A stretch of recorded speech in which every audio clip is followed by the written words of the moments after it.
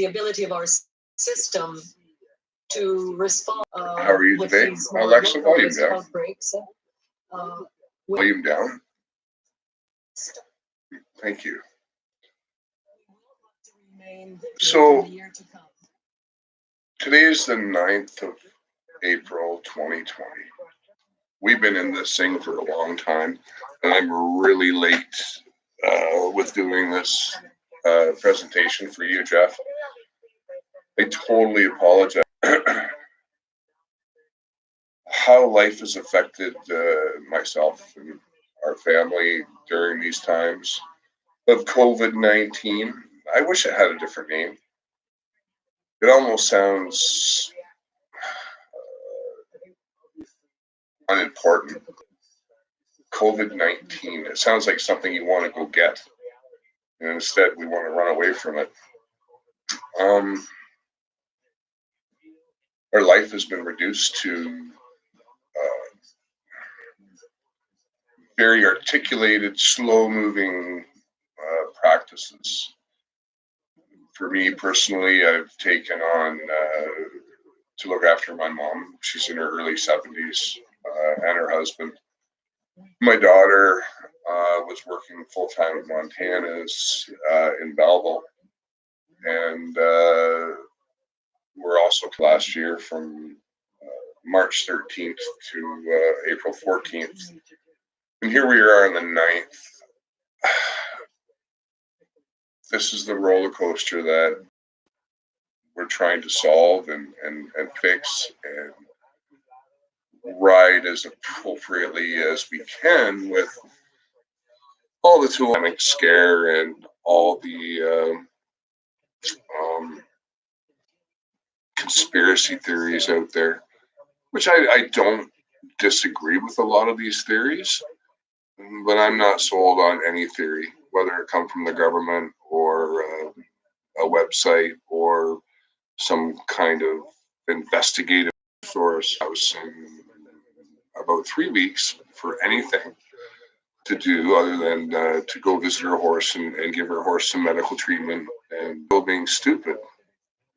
And it's not good, man. Not good. Easter long weekend is starting tomorrow with Good Friday. Everything's going to be closed across the Ontario anyway. It's Ontario's reduction of assisting to help flatten the curve. So my direct impacts started about 6 weeks ago. I started gathering supplies, not so much toilet paper, but I did pick it up when I was out prior.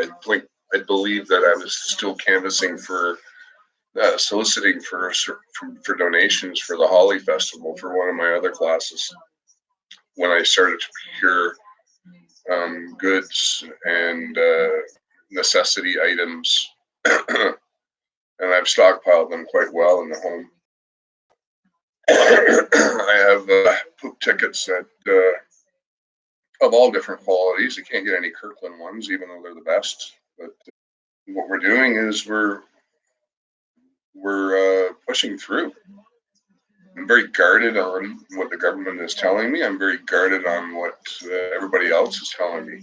And Canadian Tire and all those lovely people, they've helped a real lesson on get out of their own head to actually be patient and wait for something. So that is, yes, of course I want everything now and I want it immediate, just like the current generation out there. But also I've had a long career of patience. So I used to work in an environment that was very volatile, very violent, very oppressed.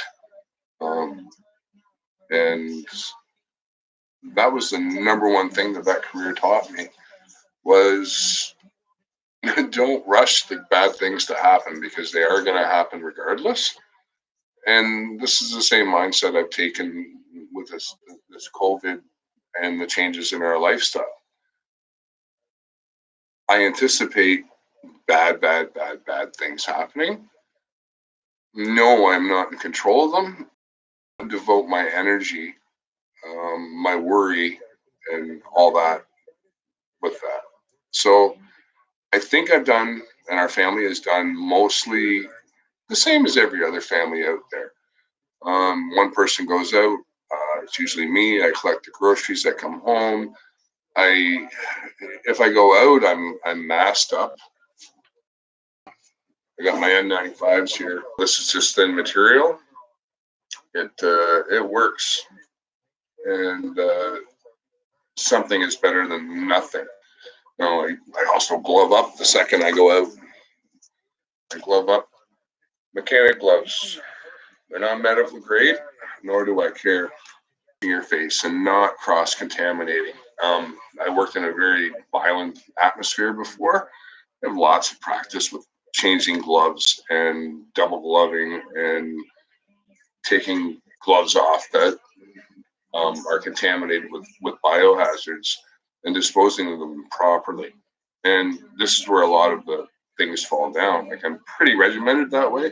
I have a lot of ADHD and I have PTSD, and this is actually because 2015 I was stabbed. I came back, and now it's 2020. I'm in college. I'm business marketing, having a friggin' blast. I'm looking for opportunities everywhere, and this virus is actually down to a really small, articulated, thoughtful pre-planning sessions that I have every day on how am I going to accomplish what I need to accomplish at the most minimalist risk to my.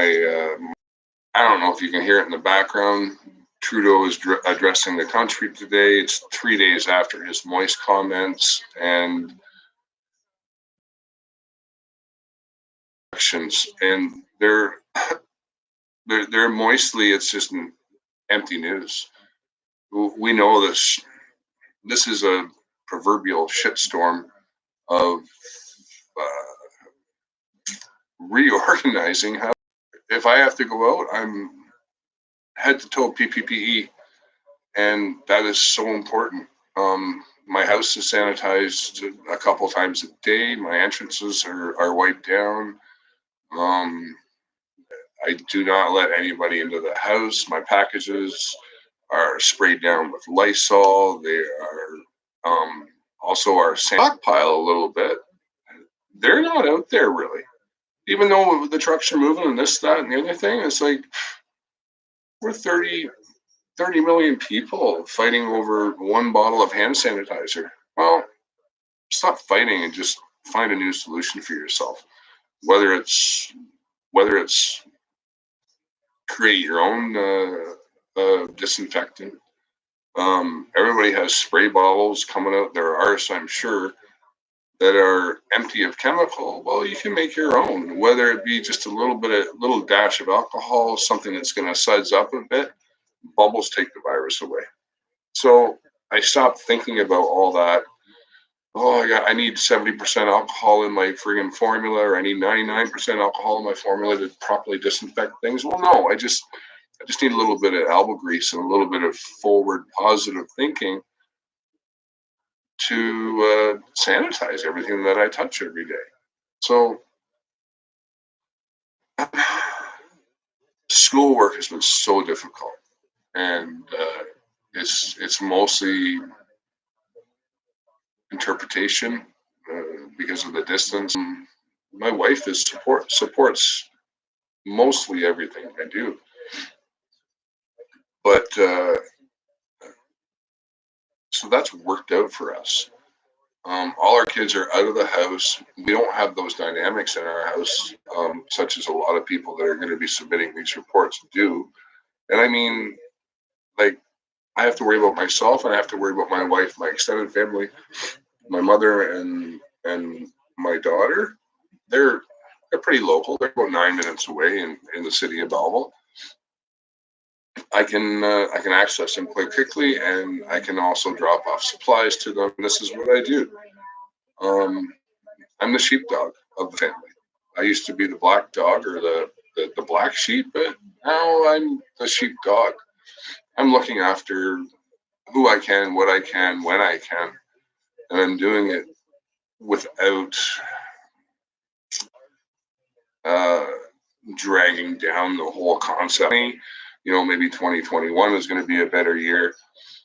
I'm guarded on all of those projections. Um, it's scary, man.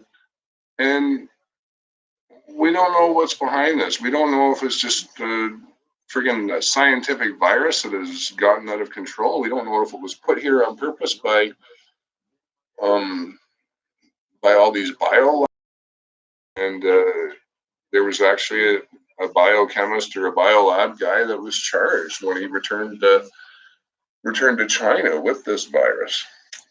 Is there truth to that? I don't know. So everything is broken, but I am thankful that I get to support my family. I also am thankful I get to prepare and prep things so that we can remain fairly calm and collected throughout this. My wife and I like each other. Actually, liking somebody and loving somebody is very, very important. And it's even more important in times like these. So that, those thoughts rip through my head quite often. So other than I've been super careful to keep my social distance from people, I've had to tell people to back up, back away, give me some space.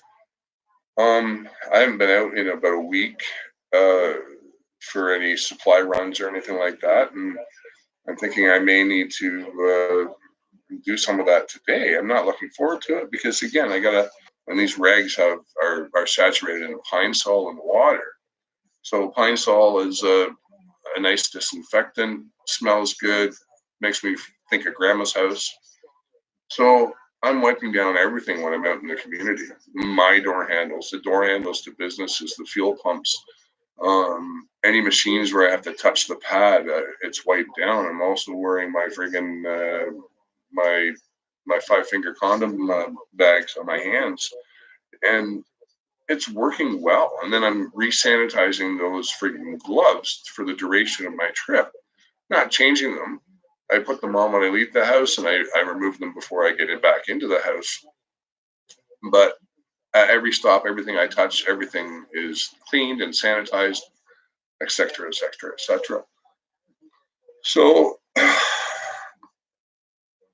this really helps some people, but it's also leaving some people in a state of, oh my God, what's going to happen? I'm not too concerned about that.